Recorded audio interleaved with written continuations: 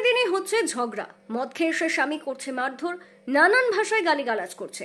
নেশা ফেটে গেলেই আবার ছুটে যাচ্ছে গ্রামের মদের দোকানগুলিতে। সেখানে গিয়ে মদ খেয়ে এসে সারা রাত ঝামেলা করছে স্কুল পড়ুয়া থেকে শুরু করে পুরুষেরা।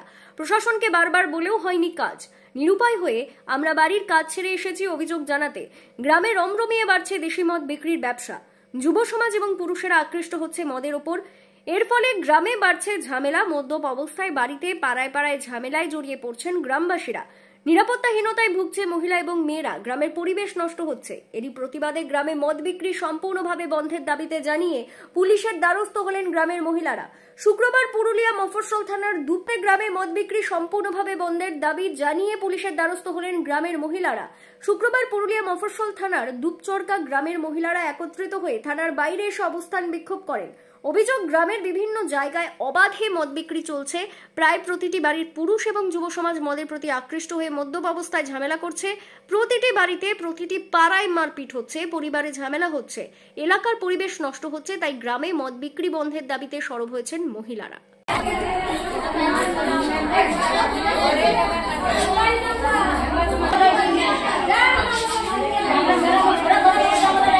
প্রত্যেক ঘরে ঘরে বাড়িয়ে চলছে। বাজার কাজ করতে আসছে ছেলেরা কাহিয়ে যাচ্ছে, কিন্তু কবু যায়নি। মানে বাড়িতে রাত 12টা হোক 1টা হোক, মদ যখন মদের নেশা ফেটে যাচ্ছে তখন আবার চলে যাচ্ছে, যাই ঘরে ঘরে খাইয়ে আসছে মদ। আসিনি ঘরে মানে ঝামেলা করছে, খাবার খাচ্ছে না। মানে বাজারটা যদি খাইয়ে যাচ্ছে তো ওটা কম হয়ে যাচ্ছে, তখন আবার গ্রামে যায়নি আর আবার খাবার খাচ্ছে, আর মানে খুব মাতলামি করে ঘুরে বলছে, ঘরে অশান্তি হচ্ছে।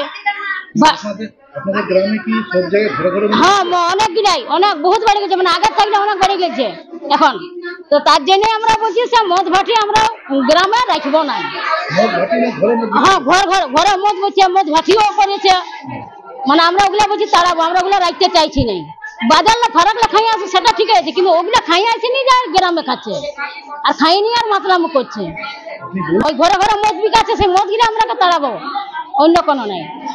মদিনা তাড়াবার জন্য অনেক কিছু ব্যবসা আছে। তো মতলব ব্যবসাটা ঠিক হয়ে যাবে। ওই তো সমস্যা ওইটাই, মদ খাইয়া বাজার থাকলে যাচ্ছে, কাজ করে যাচ্ছে, 2 পয়সা রোজগার করছে, খাই গ্রামে ওখানে খাচ্ছে, ধারও খাইয়ে দিচ্ছে। যখন পয়সা পাতি ছেলেকে খুঁজছে তো আমাদের পয়সা নাই, তাহলে ওরা মদগুলো বিক্রি কি করছে? তাহলে ওদের রোজগার হচ্ছে আর আমাদের রোজগারটা যাচ্ছে। আমার নাম সাধনা রাজা। সবাইকে মারে ঘর থেকে বাইর করে দিচ্ছে। আমার নিজের স্বামী রোজ মদ খেয়েছে, গ্রামে মদ বিকছে, তার জন্য পয়সা তো ঘরে দিবে কি নাই। চাল বিকে দিচ্ছে, ধান বিকে দিচ্ছে, বেটি জামাই ঘরে আসছে তাদেরকে কথা বলছে, সব কিছু বলছে, গাল দিচ্ছে, বাখান দিচ্ছে, মারছে, দুমছে, দমে অশান্তি করে ঘরে। এখন জানছি আমাদের দুপচড়কা গ্রামে যেমন মদ থাকে না, স্বামী যেমন মদ খেয়ে আসে না। হ্যাঁ, মদ বিক্রিটা আমি বন্ধ করতে বলছি। আমার নাম কল্যাণী রজক।